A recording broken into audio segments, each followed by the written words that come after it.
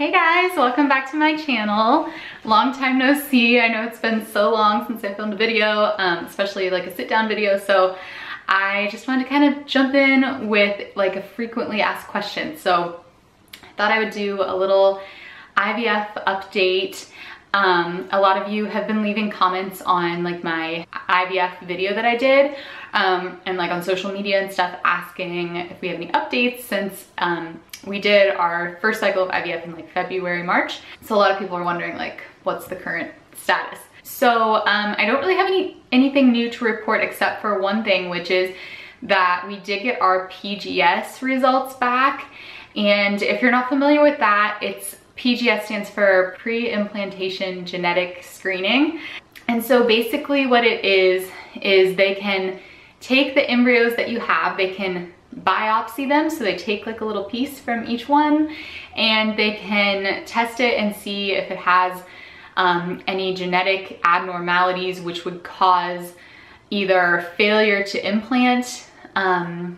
So that's like probably what happened with our first transfer, or it would cause miscarriage. As a little recap, we had 6 embryos from our cycle that we did in February, March, and we transferred 1, which was unsuccessful. So then we had 5 left, and those ones were frozen. And our doctor recommended that we do this PGS testing because that way we wouldn't, you know, go through any extra like emotional heartache of, you know, doing a transfer that doesn't work, as well as the financial aspect of things and just the time that it takes. So we thought a lot about it and read a lot about it and decided to go ahead and do it. And we were really happy that we did, because we ended up getting the call back from the doctor and he said we only had 1 embryo that was genetically normal. We also had 1 embryo that had a testing error, so it's as if it was never tested. So we don't know if that one's normal or abnormal. That was a pretty shocking call to get. I guess I just didn't expect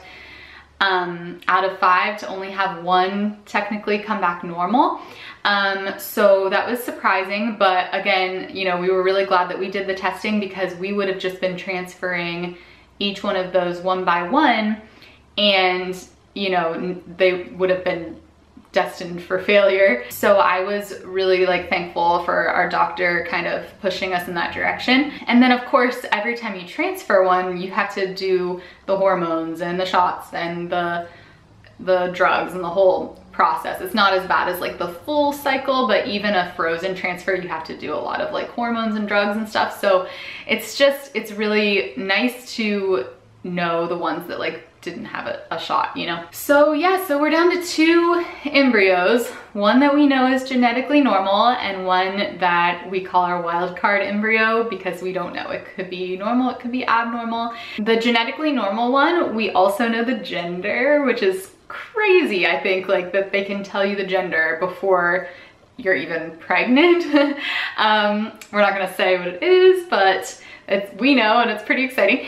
And then the other one, like I said, we don't know anything about that one, and we're probably gonna transfer that wildcard embryo first when we do eventually do our transfer at an undisclosed date. Something you might be wondering is, why don't they just test the wildcard embryo again, since there was an error the first time? But basically every time you thaw and then refreeze an embryo, it's risky because sometimes they don't survive the thaw.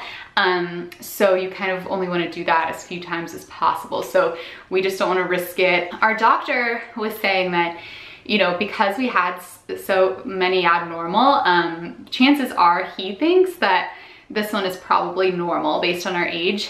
Of course, there's no way of knowing.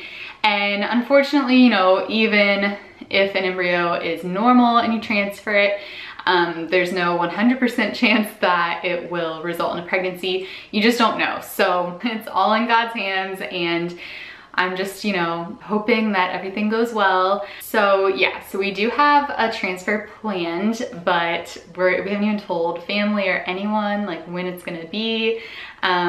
We kind of want to keep it a little more private this time, just because last time I felt like everyone knew, and like everyone in our family knew, and it was kind of a lot of like pressure getting like the pregnancy test results back and stuff. Not that anyone was pressuring us, but it was just pressure within my own head of like, everyone's waiting to know these results. And I don't know. I would just like to have, I think, a little time to process everything before we tell people, just because of, you know, last time it didn't work, and it's like, it's just a hard like thing to go through. And then so when you have to like deliver that news to everybody, it just adds a whole nother thing. So yeah, so we're just gonna kind of keep it to ourselves this time. I'll be sure to update you guys as soon as I, you know, have a result from that at some point. So if any of you are going through IVF, please let me know in the comments if you did PGS,